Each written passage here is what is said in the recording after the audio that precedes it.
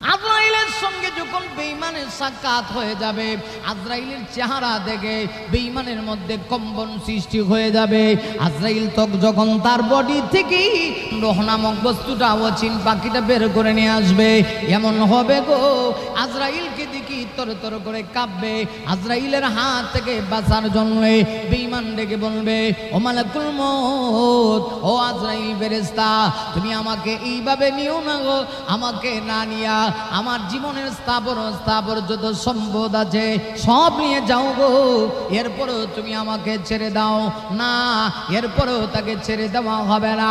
বেঈমান যদি হয়, আজরাইল তাকে ছাড় দিবে না। আজরাইল ডেকে বলবি, আজকে আর তোমাকে কোনো সুযোগ দেওয়া হবে না, এই মুহূর্তে আমি তোমার বডি থেকে রূহটা বের করে নিয়ে আসবো। আমার ভাইয়েরা, এই জন্যই তো আল্লাহ নবীজি বিশ্ব নবীজি রাহমাতুল লিল আলামিন হাদিস শরীফের ভিতরে